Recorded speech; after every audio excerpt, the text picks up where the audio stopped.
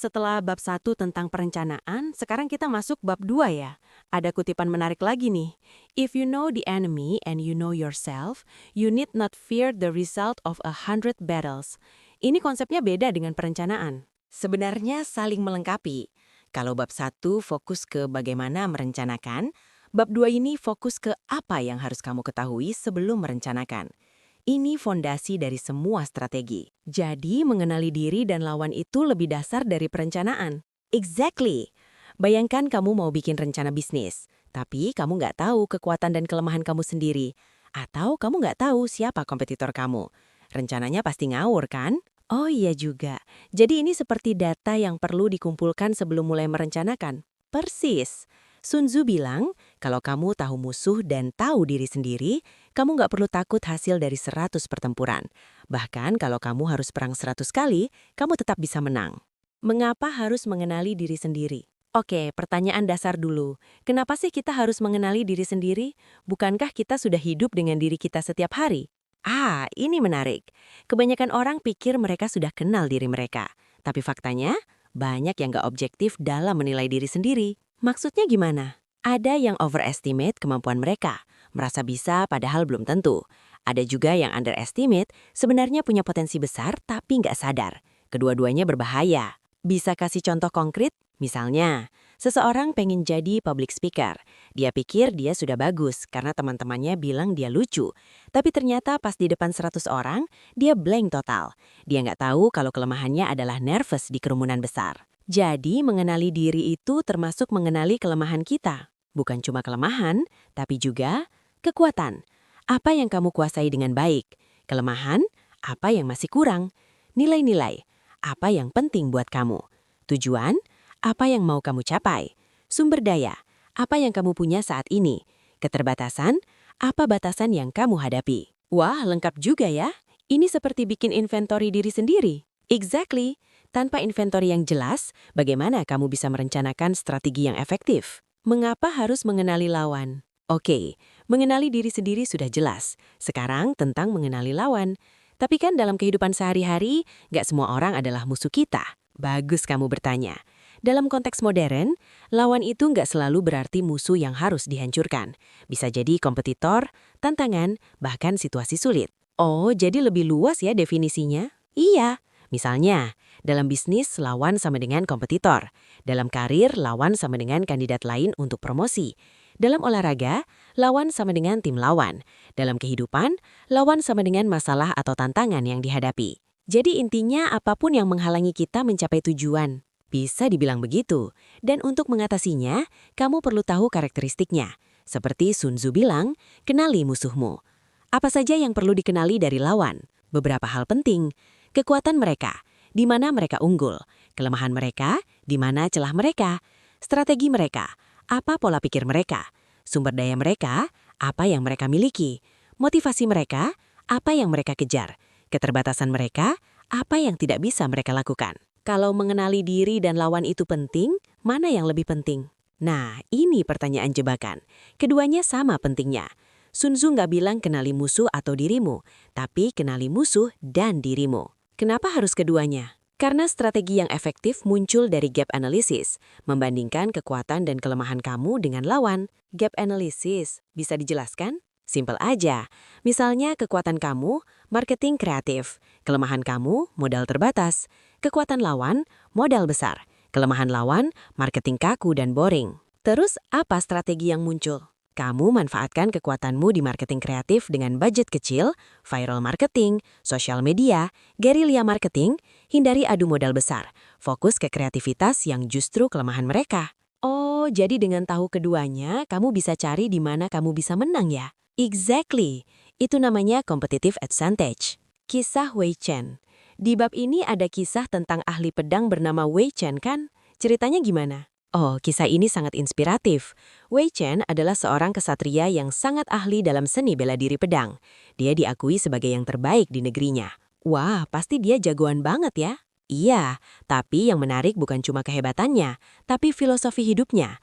Wei Chen punya prinsip sederhana, kenali diri dan lawanmu. Dia praktikkan gimana prinsip itu? Suatu hari ada pemuda yang penasaran bertanya padanya tentang arti prinsip tersebut.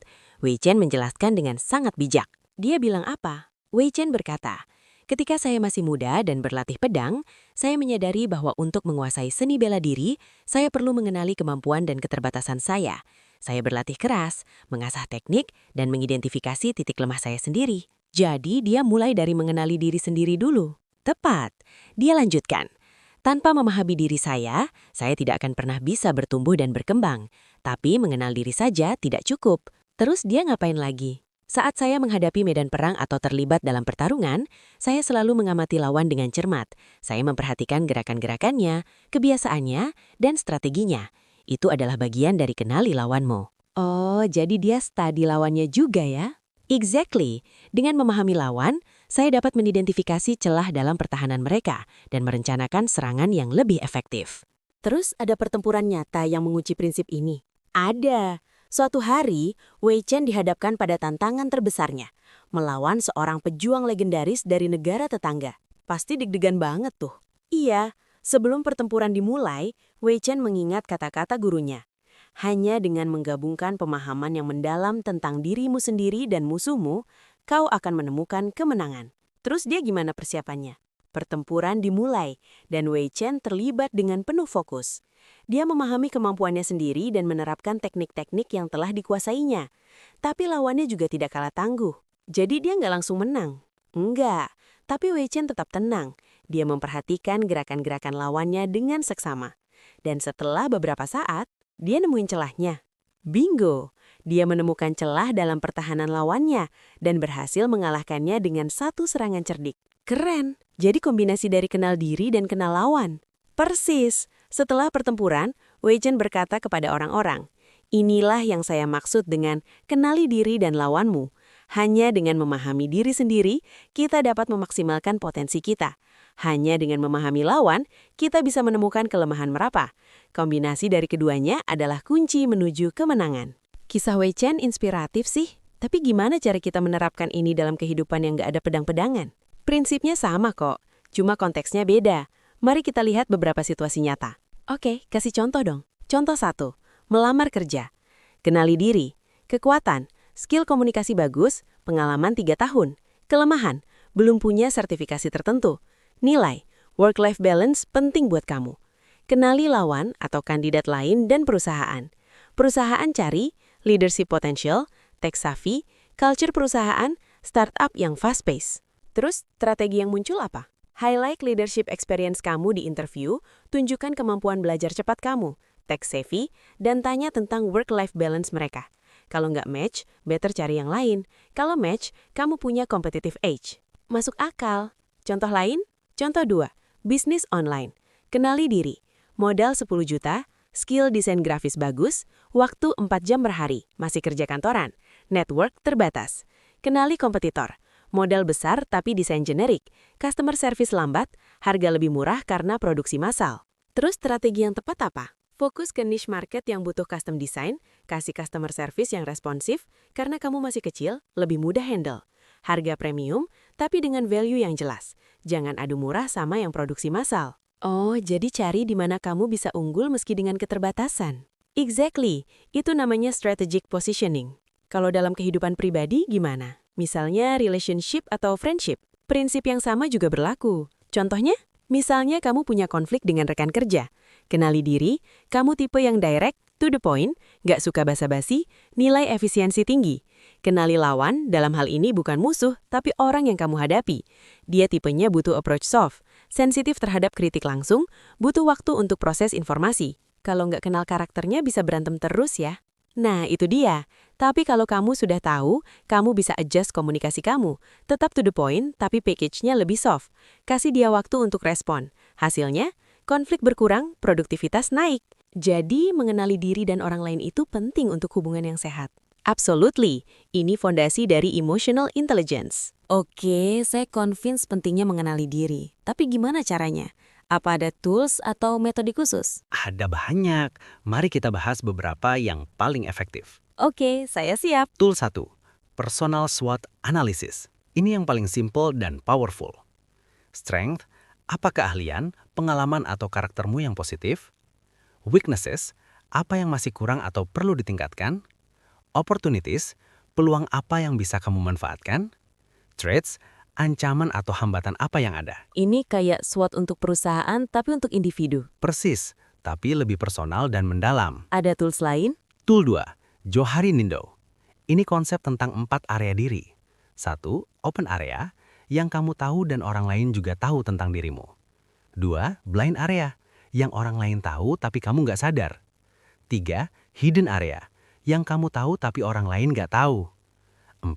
Unknown area, yang belum diketahui siapa-siapa. Wah, ini menarik. Yang blind area itu bahaya ya? Iya, makanya penting minta feedback dari orang lain. Kadang kita punya kebiasaan yang orang lain notice, tapi kita nggak sadar. Contohnya? Misalnya kamu selalu interrupt orang saat bicara, tapi kamu nggak sadar. Orang lain notice, tapi nggak berani bilang. Itu masuk blind area. Kalau dibiarkan bisa merusak hubungan profesional kamu. Jadi harus aktif minta feedback ya? Exactly. Itu cara expand open area dan minimize blind area. Tambahan tools untuk Johari Window, feedback session. Tetapkan sesi rutin untuk saling beri feedback. Dosmes dan jadi. Tulis apa yang menurut orang lain kekurangan kamu dan apa yang menurut mereka kekuatan kamu. Tool 3. Refleksi berkala. Tool 3, journaling and self-reflection. Ini paling sederhana tapi sangat efektif. Luangkan waktu rutin untuk refleksi. Apa yang berhasil minggu ini? Apa yang gagal? Apa yang saya pelajari tentang diri saya? Apa yang perlu saya improve? Ini seperti diary gitu. Lebih ke reflection journal. Fokusnya bukan cerita harian, tapi insight tentang dirimu. Pola perilaku, trigger emosi, kekuatan yang muncul, kelemahan yang expose. Berapa sering sebaiknya? Minimal seminggu sekali. Tapi idealnya end of every day, 10-15 menit aja. Ada lagi? Tool 4, personality assessment. Ini lebih formal. Ada beberapa yang terkenal. MBTI, Myers-Briggs Type Indicator. DISC, Dominance, Influence, Steadiness, Conscientiousness. Big 5 Personality Traits, Strength Finder. Oh, yang MBTI itu yang sering viral di sosmed. Iya, tapi jangan cuma ikutan tren. Pelajari dengan serius. Ini tools yang scientifically designed untuk membantu kamu memahami pola pikir dan perilaku kamu. Kalau tools untuk mengenali lawan atau kompetitor gimana? Ini juga ada beberapa metode yang bisa dipakai. Tool 1, Competitive Intelligence. Dalam bisnis ini penting banget.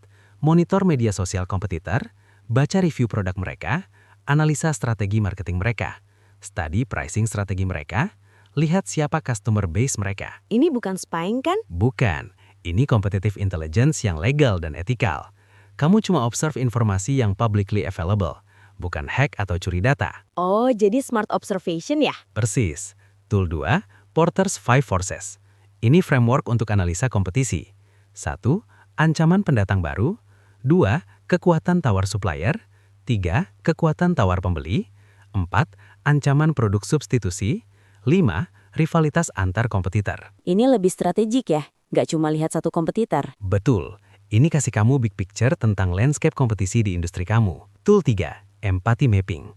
Ini powerful untuk memahami perspektif orang lain. Apa yang mereka lihat, yaitu environment mereka. Apa yang mereka dengar, yaitu influence sekitar mereka. Apa yang mereka pikirkan dan rasakan, yaitu worry, aspirasi. Apa yang mereka katakan dan lakukan, yaitu behavior. Pain points, apa yang bikin mereka frustrasi. Gains, apa yang mereka inginkan. Ini kayak masuk ke sepatu mereka ya? Exactly. Walk in their shoes. Ini penting banget buat sales, marketing, bahkan leadership. Contoh aplikasinya? Misalnya kamu mau jual produk ke corporate client. Kamu perlu paham, mereka dengar tekanan dari atasan untuk cut cost. Mereka lihat kompetitor yang sudah pakai solusi sejenis. Mereka pikir, kalau invest di produk ini karir saya aman nggak? Pain, proses procurement yang ribet. Gain, solution yang proven, support bagus, ROI jelas. Dengan empathy map ini, pitch kamu jadi jauh lebih efektif. Wah, ini mindset shift yang penting ya. Apa sih kesalahan paling umum yang orang buat dalam mengenali diri dan lawan? Banyak, tapi ada beberapa yang paling sering. Kesalahan 1. Overestimate diri, underestimate lawan. Ini paling berbahaya. Orang sering terlalu percaya diri dengan kemampuan sendiri dan meremehkan kompetitor. Contohnya? Startup baru yang pikir mereka akan disrupt industri dalam 6 bulan tanpa riset mendalam tentang incumbent player yang sudah 20 tahun di pasar dan punya resource masif. Jadi kayak David versus Goliath, tapi Davidnya nggak punya strategi. Persis. David menang karena dia tahu kelemahannya, kecil dan kekuatan Goliat, besar tapi lambat. Lalu pilih strategi yang smart, ketapel dari jauh. Kesalahan 2, fokus cuma ke satu aspek. Orang sering cuma fokus ke skill atau produk, tapi lupa aspek lain. Maksudnya? Misalnya, programmer yang skillnya jago banget tapi soft skillnya nol. Atau produk yang bagus tapi marketingnya jelek.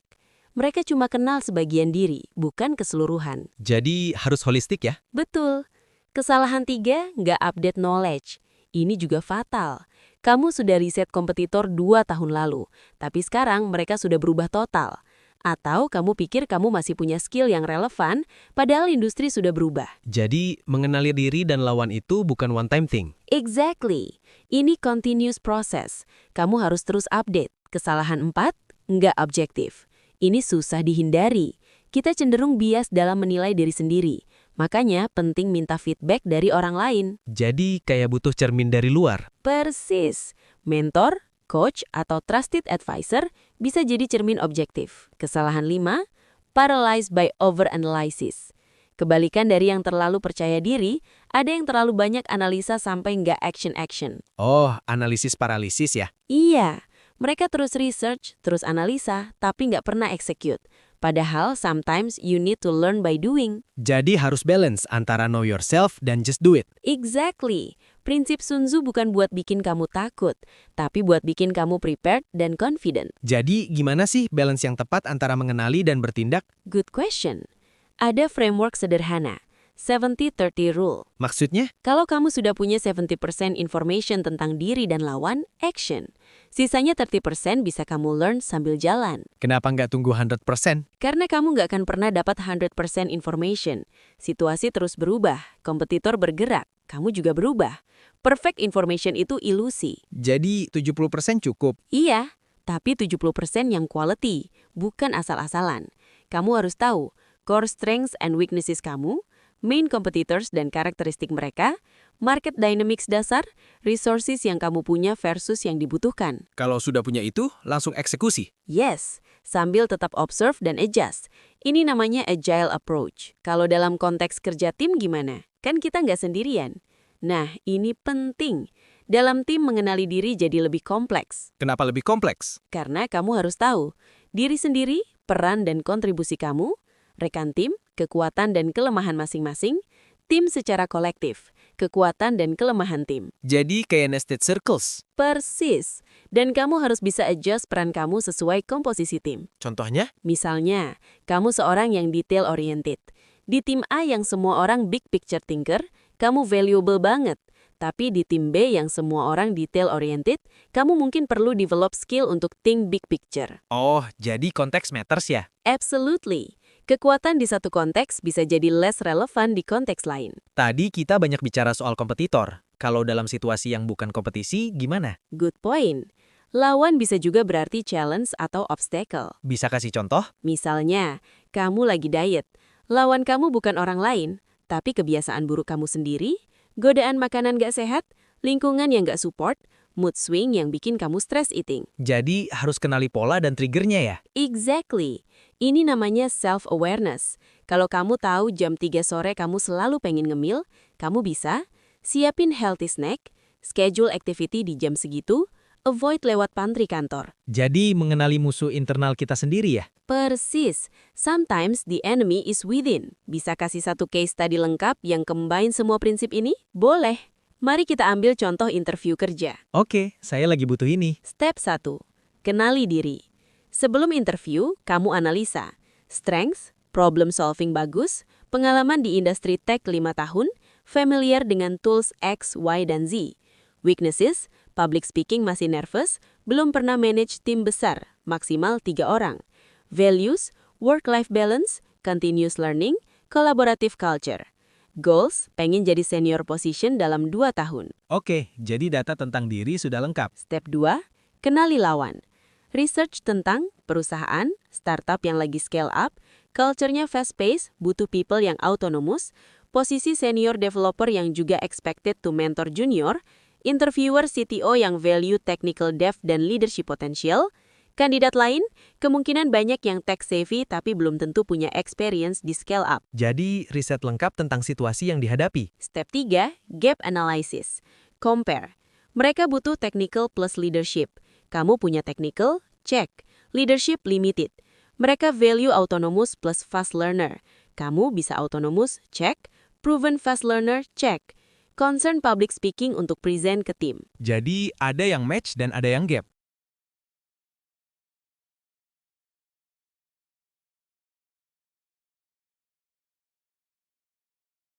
Step 4. Strategi. Berdasarkan analisa, highlight, technical depth, dan fast learner, show portfolio, ceritakan quick adaptation stories. Address gap. Saya belum manage tim besar, tapi sudah mentor 3 junior dev, dan mereka semua promoted. Saya eager to scale this up. Play to strength. Di startup sebelumnya, saya autonomous dalam deliver project XYZ yang impact revenue 30%. Mitigate weakness. Latih presentasi sebelum interview. Prepare dengan baik. Jadi, strategi yang customized based on self and situation awareness. Exactly. Step 5, execution and adjustment. Saat interview, observe interviewers' reaction, real-time adjustment. Kalau mereka excited tentang technical depth, dive deeper.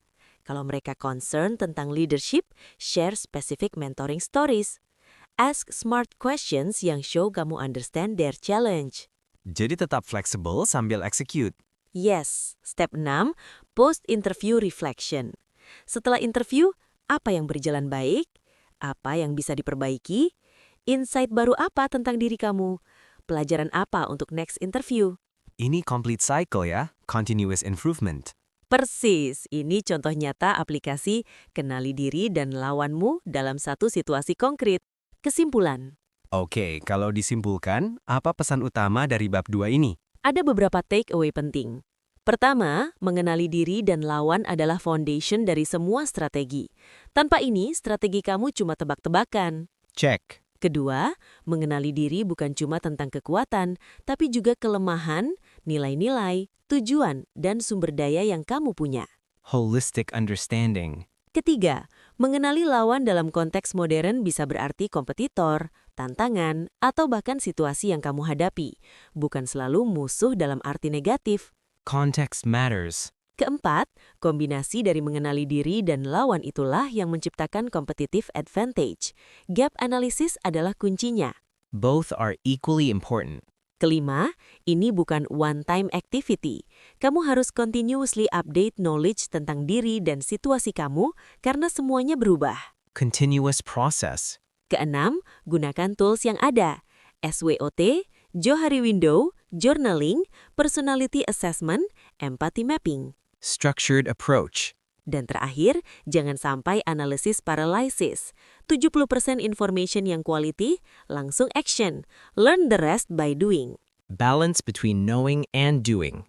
Perfect. Sekarang saya paham kenapa Sun Tzu bilang, if you know the enemy and know yourself, you need not fear the result of 100 battles. Exactly. Dan ada yang lebih menarik lagi. Apa? Sun Tzu juga bilang sebaliknya. If you know neither the enemy nor yourself, you will succumb in every battle.